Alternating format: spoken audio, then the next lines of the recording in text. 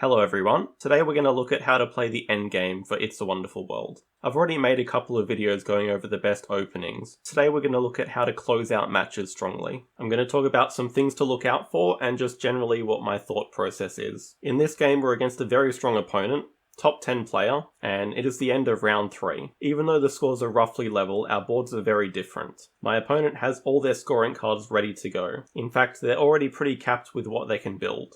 They produce 5 white cubes, all of which will probably go on National Monument, and they only produce 5 yellow cubes, which is not even enough to finish National Monument and Secret Society, not mentioning that they also need another Crystallium.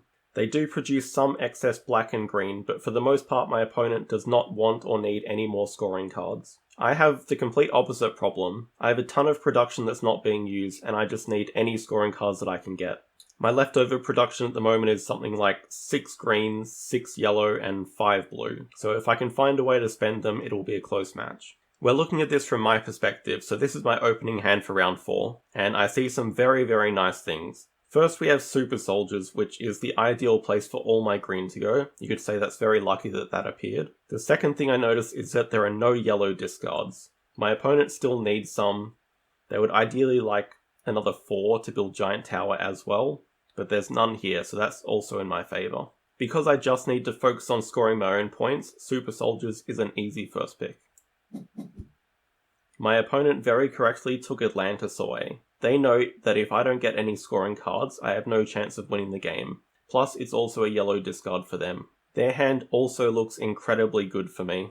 Now, if the situation was a bit different and my opponent had excess production, then Lunar Base would have been the correct pick for them. Because if they can build Lunar Base while also denying me Lunar Base, even if they give me Atlantis, it's going to be a net positive for them. But because they don't produce enough and they don't care about getting any more scoring cards, then picking Atlantis was correct. Harbour Zone is a very scary card to leave my opponent. The Financiers alone are worth 10 points, plus it's a yellow building, plus 2, plus it's worth 2, so this is a 14-point card for them. But it's one that I don't need to worry about because they don't produce enough yellow. And this pick is where I make a critical mistake. I pick Lunar Base without giving it much thought because it's the highest potential scoring card here.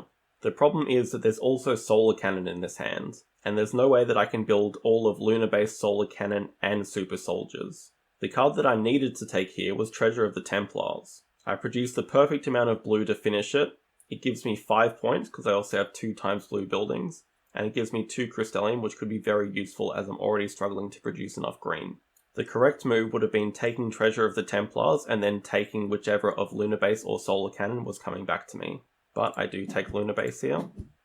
The opponent takes Mega Bomb, which is a very reasonable pick. I really like this pick if their plan is to build it. Denying it from me is kind of pointless because I just don't produce enough green to get everything built.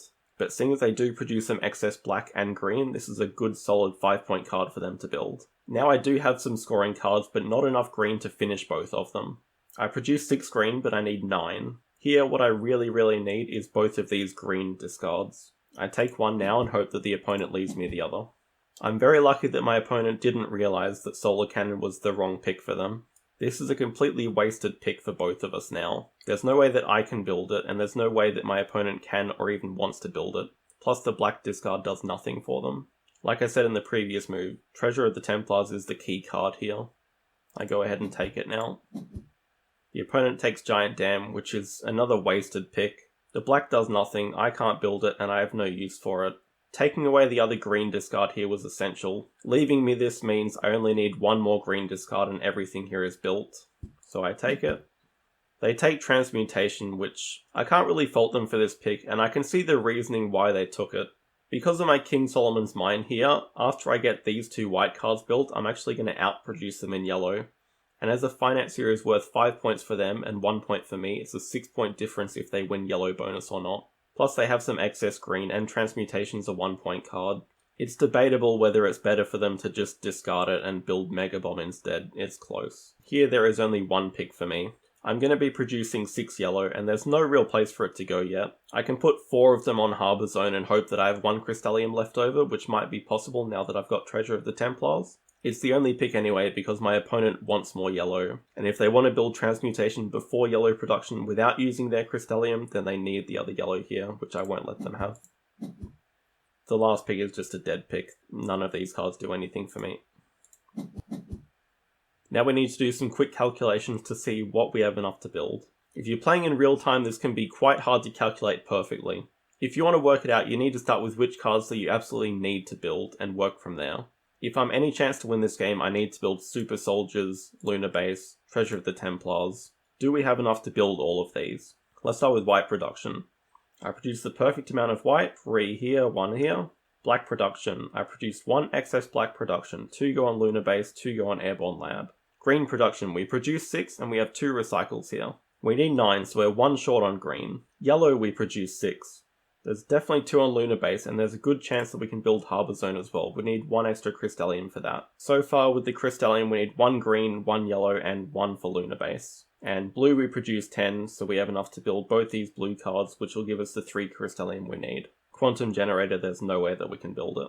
We can see some of our opponents' wasted picks here, and funnily enough, they actually do still need 1 more green.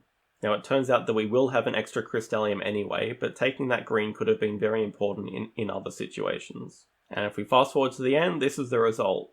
90 to 87. The opponent did manage to get all their financier multipliers built. In fact, they got all their yellow cards built except for Giant Tower. You can argue that round 4 was very unlucky for them. There was pretty much all the cards that I wanted to see and none that they wanted to see. But it was still a winnable game for them. If they had taken away Treasure of the Templars, and maybe even Harbour Zone, it would have been a different result. As well as looking at your own board, you need to look at the limitations of your opponents, what they can build, what's easy for them to build, what they have no chance of building. If they had taken away this card, I would have had 0% chance of winning.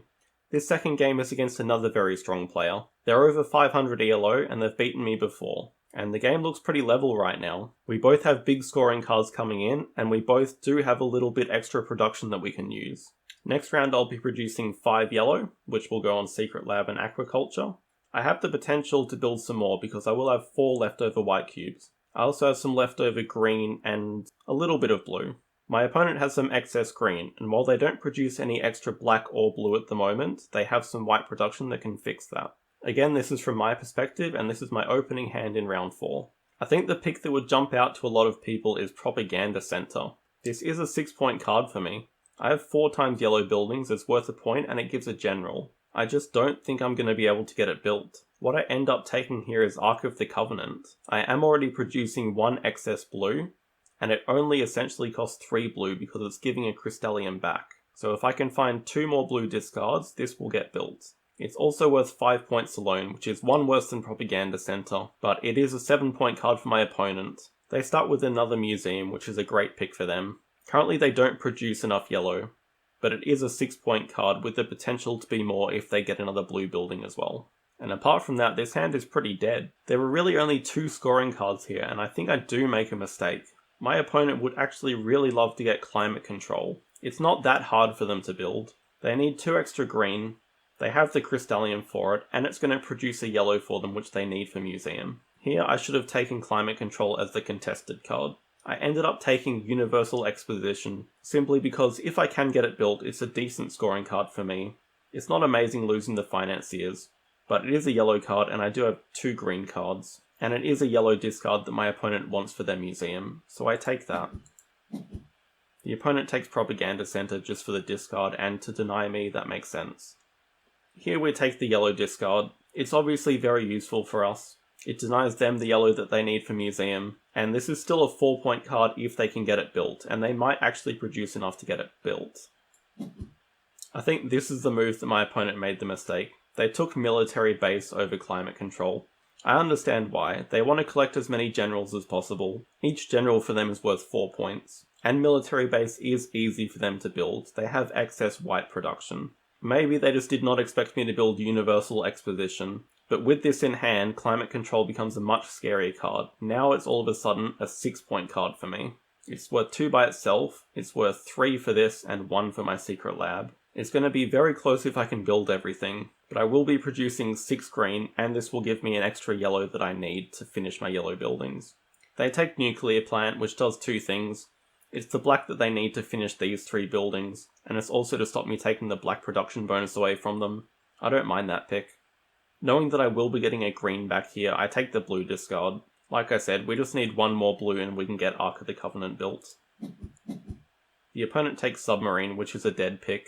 They don't need the white and they can't build this. There's no point denying me the white because there are plenty of white here. I think if they had taken the blue, this also would have been a game-winning move. I desperately need this blue, and it's the only card in this pack that does anything for me. They take Tank Division. I guess with all their excess Crystallium, they have some ideas of building this as well for another general. That makes sense. But here I think also giving me a Research Center is very dangerous. Now all of a sudden getting this built gives me 8 green, which is the perfect amount for climate control and aquaculture. I have enough white and black to build this easily. Now let's calculate what we can build. We know if we want to win, we need to build Ark of the Covenant, Universal Exposition, Climate Control, and Research Center to get them built. I think it's fairly straightforward that we can see that we're discarding these 2 blue, and we'll need to discard this yellow as well. So do we have enough to get all this built? Let's start with white. We produce 1 excess white. Black, we produce no excess black, perfect amount of black. Green, we produce 8 because of the +2 from here and +1 from University and Casino City, which is the perfect amount for climate control and aquaculture. Yellow, we now produce 6 and have 1 discard, so we have 7. So we will need 1 Crystallium to get Secret Lab, Aquaculture, and Universal Exposition built. Blue, we produce 2 and have 2 discards. The order that we build things is important as well. We need to make sure that we have the Crystallium ready to go for Arc, as that will give us the Crystallium needed to finish the last building. And if we fast forward to blue production here, we have the exact amount to build everything. Our 2 blues go on Arc, the Crystallium, and then we have 2 Crystallium left over to finish these 2 cards, which is enough to win by 3 points, 84 to 81. Here in the last round there were 3 very important cards for us to get: Ark of the Covenant, Universal Exposition, and Climate Control. Missing out on any one of these cards would have been enough for a loss. Generals are worth 4 points for the opponent, but if they'd had 1 less general and Climate Control instead, they probably would have won. If I had also passed them Ark of the Covenant, I would have lost for sure. It's a 9-point card for them and they would have built it quite easily. My opponent played very well throughout the match and probably deserved the win. So these were 2 endgames that I played recently that were close matches. Hopefully they were instructive. Let me know in the comments which type of video you'd like to see next. Thanks everyone for watching.